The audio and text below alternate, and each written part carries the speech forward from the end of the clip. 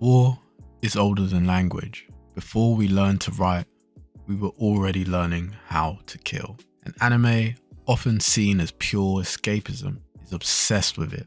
Not just the action, not just the cool mechs or the giant monsters or the cool fight scenes, but the psychology, the fear, and most importantly, the cycle.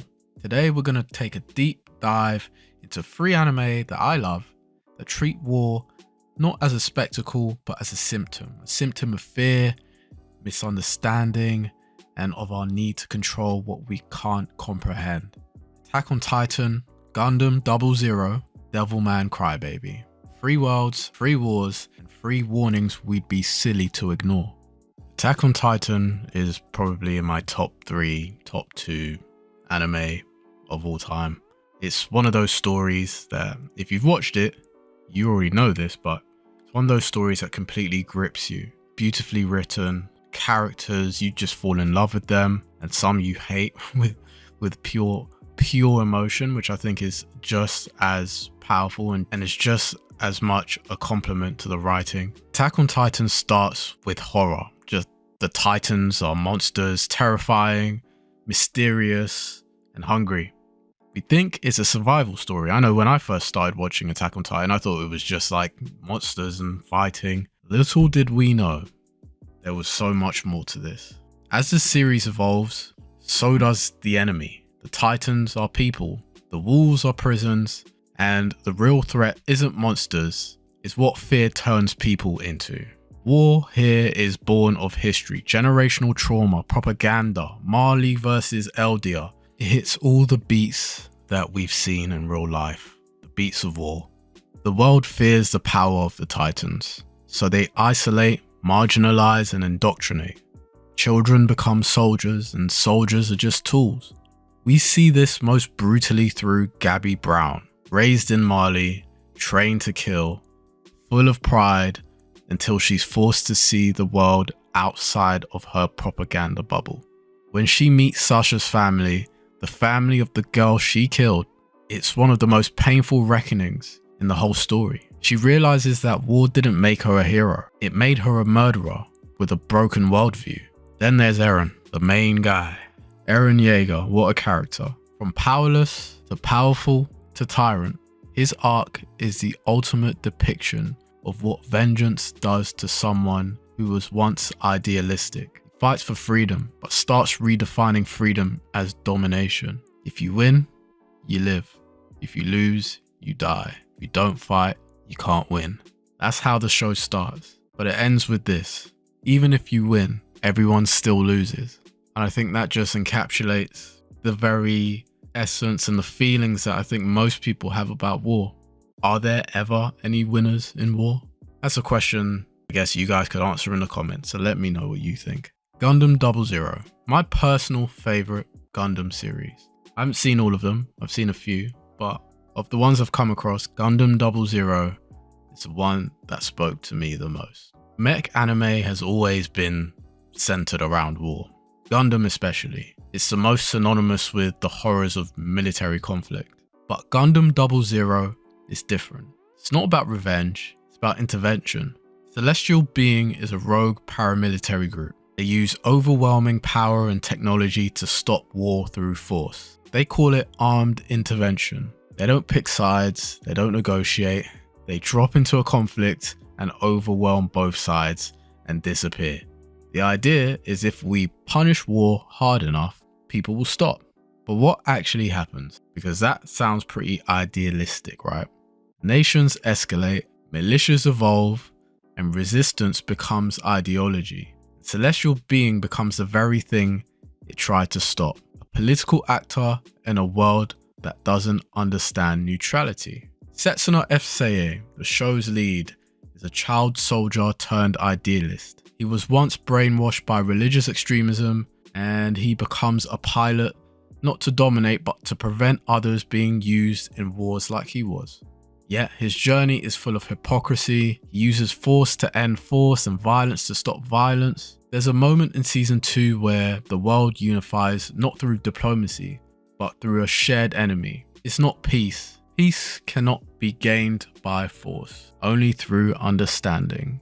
Gundam 00 shows us that even the noblest goals can become justifications for endless conflict. Sometimes it's easy to find a reason to fight. Sometimes it's much easier to find reasons to fight than reasons to talk. And I think Gundam 00 encapsulates that.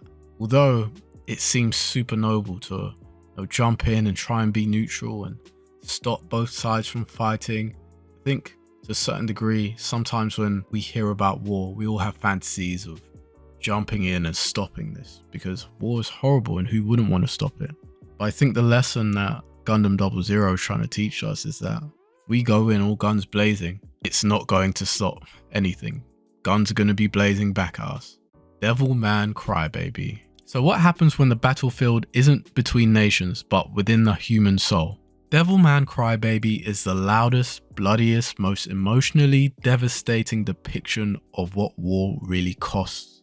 Your humanity. Kira Fudo becomes Devilman, a human fused with a demon, but keeps his empathy. That's his curse.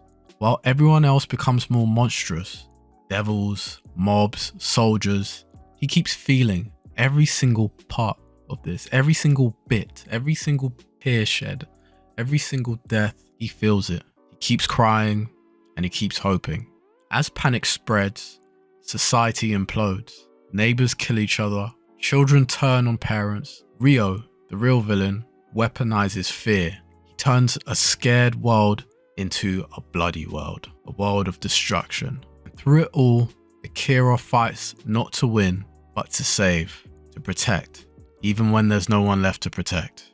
In the final scene, Rio sits beside Akira's corpse talking to him, only to realize he's gone, and he was the only one Rio ever loved. War in Devilman Crybaby is a result of twisting the human soul, turning its worst parts against itself, using fear and misinformation, alienation, dehumanization, to turn neighbor against neighbor, brother against brother.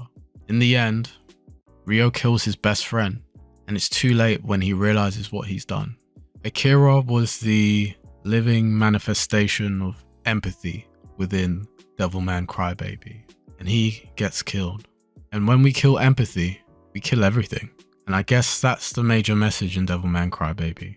War doesn't just destroy buildings, it destroys the ability to care.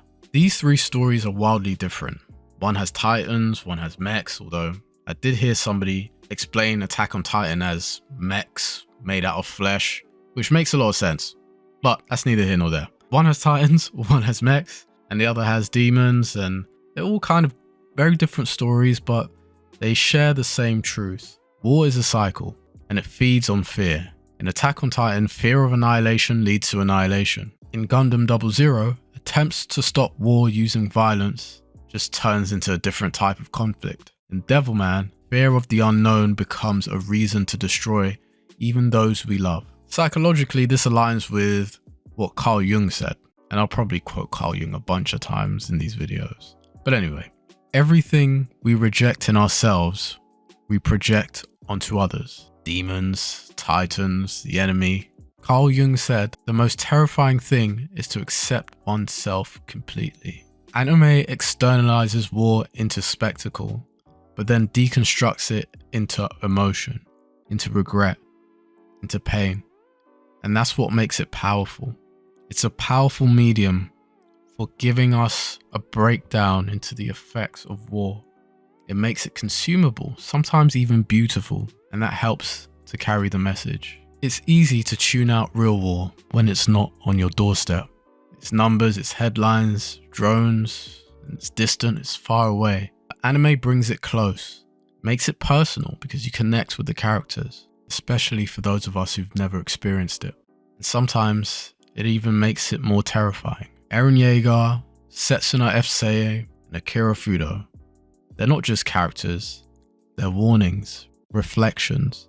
They show us what happens when anger beats empathy, when logic kills love, and where fear writes the rules. So what does anime teach us about war? It teaches us that the real battlefield is always inside of us. And I know that sounds corny, but it's just the truth.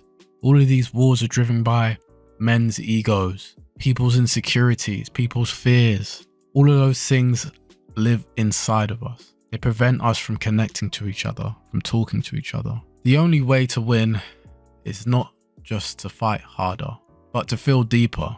And maybe if we were all crybabies like Akira, the world might be a better place. But let me know what you guys think. I'd love to hear your thoughts on this topic, especially now. If you like this video, please leave a like and subscribe for more videos just like this. I really appreciate you listening all the way to the end. Take care.